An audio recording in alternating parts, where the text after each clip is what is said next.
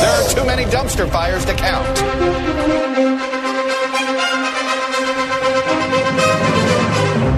The most recognizable news theme song in the history of television. Every single weekday, 5 p.m., MSNBC, it's MTP Daily, but of course this one from Sunday morning on NBC. Welcome to Sunday, it's Meet the Press. Well, welcome to Friday, it's Chuck Todd on the Bernie and Sid Show. Chuck Todd, we love you. Good morning, how are you, Chucky! pal? Morning, boys. How we doing? Doing great. Now listen, Good. you and I have become very, very, very good friends over the last decade or so. And I'm always telling people what a wonderful guy you are, and I mean that. I'm not blowing smoke up here. I'm being sincere. Are you about to ask me for money? Is that what's going on here? No, I'm just... You already said no last time. All right. But on a serious note, you know, last year you get into this big scrap and this big nonsense with another one of our friends, Sean Hannity. This week, you're brawling with Chris Cuomo. What the hell is going on with Wait. What am I doing with Chris Cuomo? I have no idea. I don't know the guy. I've met him once. I don't know who he, I don't know much about him. I'm not kidding. I have no idea where this guy's coming from. No, I was only kidding. I mean, obviously you got sideswiped. He took a shot at you out of left field, which was inexplicable even to us. I mean, I understand why he's trying to promote Jake Tapper and maybe State of the Union over Meet the Press, but you know, he almost did make it sound like it was personal, and you guys have had zero history, right? Zero. None. I mean, look, I just read it as somebody who wanted to defend the fact that nobody in broadcast television wanted to hire him, I guess, or he couldn't get the job that he wanted. I don't know what it was, but it made it. He was awfully defensive, so he took shots at other people. I'm like, dude, like, what are you disparaging other? You know, if you're going to promote somebody. You don't have to disparage somebody at the same time. By the way, Jake Tapper's, other than probably one of my closest friends, and the only other person that was probably angrier at it than you, Sid, was Jake. Wow. And that's exactly what we just said, Chuck Todd. Exactly right. Chuck Todd, Jake Tapper would never say something like that. No, it was a cheap shot from an attention whore. I'll say it. I know you won't. But and who is suffering, by the way, in prime time in the ratings himself. Yeah. So well, look, when you're being judged solely on that, it sucks. You know, and so I guess he's defensive because he's being judged on ratings. And look, he's up against two juggernauts at 9:00. That's right. No, he is. Nobody would be doing well in that time slot. Well, but the consensus, Chuck, is, or at least the conventional wisdom, maybe not the consensus, is that since the Mueller report really did not crush Donald Trump, that some of the liberal networks have had a difficult time getting ratings since then. Well, there's a noticeable. I mean, I know math. I see the numbers. There's clearly a noticeable drop-off among those that watch mainstream television and those that watch CNN. And, that's something that ebbs and flows. It'll come back. Come back. I mean, we've seen that phenomenon on the right? Sometimes they just disappear for a couple of weeks as people are like, I don't want to watch it anymore. I don't want to see it. And then, news changes and things happen. Yeah, speaking of which, Chuck Todd, the worm does seem to be turning a little bit. In other words, they investigated the Trump people for a long time, Trump himself, and nothing came of it, as we just alluded to. And now you have the Attorney General the other day, and I know you took issue with this, saying that the Trump campaign was spied on.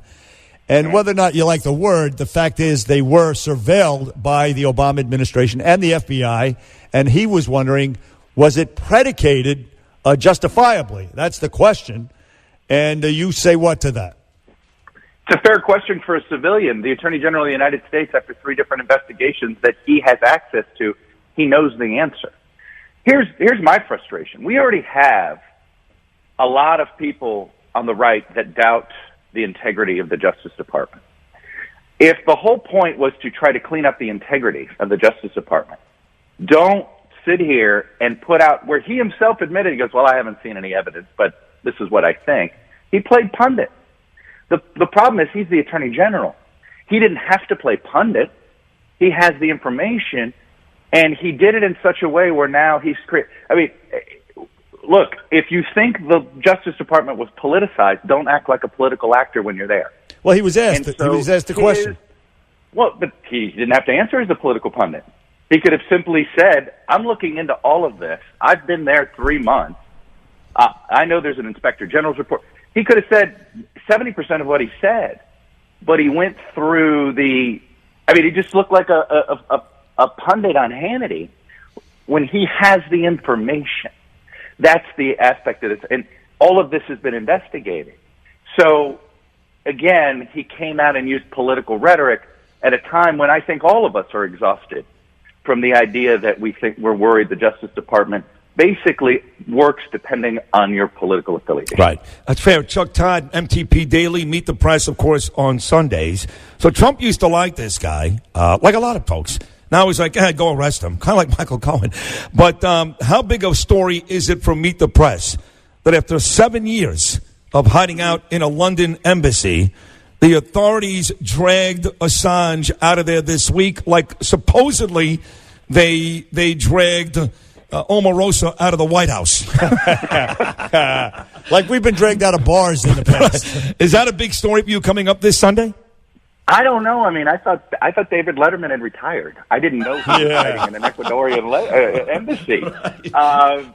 But that is an awesome beard. You got to. I mean, whatever you would think of Assange, the fact that he's given us two great visuals, the long beard and the idea that he is a cat that he probably just pets very deliberately. You want to add Pamela Anderson as the third visual. Of course, the Pam Anderson, yes. The Pam Anderson angle. I mean, my God, this is why everybody wonders how come there's no good fiction on television, because the nonfiction is so good. But look, I think it's an interesting story. You know, the three biggest intelligence failures, hacks, whatever you want to call them, in American history have ties to WikiLeaks, right? Beginning with the Chelsea Manning stuff, Edward Snowden, and you know, you could throw the Russian hack. Plus, frankly, there's other stuff that we don't talk about as much that WikiLeaks has been a part of. So, look, I think it's an interesting story. We're going to do some of it because I think there's sort of two debates here, which is what is the line? What is the journalistic line here? I've always, with Assange, have been just sort of, I just get torn on this. I think when he dumps information out there, that's a journalistic exercise. When he appears to piecemeal it and wants to do the bidding of a foreign government against another foreign government, you know, that's something that's questionable. And the thing is that he does have journalistic freedoms that I don't want to see encroached upon. Because I think it would, and I'm glad, by the way, that the Justice Department, the Trump Justice Department, did not charge him with publishing classified information, but instead charged him with helping to commit the crime. Exactly. And it's important. That's a big important. That's the distinction. You're right. It is. It's a big distinction, and as a journalist, I'm relieved that distinction was made.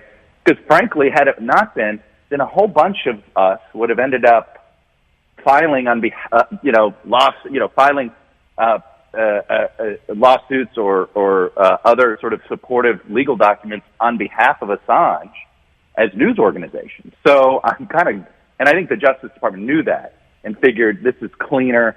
First Amendment is complicated. It's going to create all sorts of problems. So, I think the Assange debate is fascinating on a journalistic level, and then of course, I know the Intel Committee. You know, you talk to anybody in counter Intel, and their anger at Assange is like through the roof. They view Assange as almost like the worst actor in the history of this country. You know, worse than the Rosenberg, first, you know, that sort of thing. Well, yeah, that stuff he released from Bradley Manning at the time was damaging, very damaging. Put American troops apparently in harm's way, and that's the charge: is that he conspired with Bradley Manning at the time to steal those military secrets. That's what differentiates him from the Washington Post vis-a-vis Daniel Ellsberg with the Pentagon Papers. Right.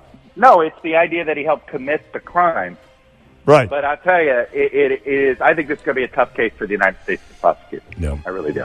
Be careful when you throw the name Rosenberg out there like that, Chuck. They think you're talking about me. What if are you sure? Look, he has a soft spot in his heart for his grandma and Right. grandpa. So Good old please, take it Julius. easy. We miss Julius. Grandma Hey, Apple. Yeah.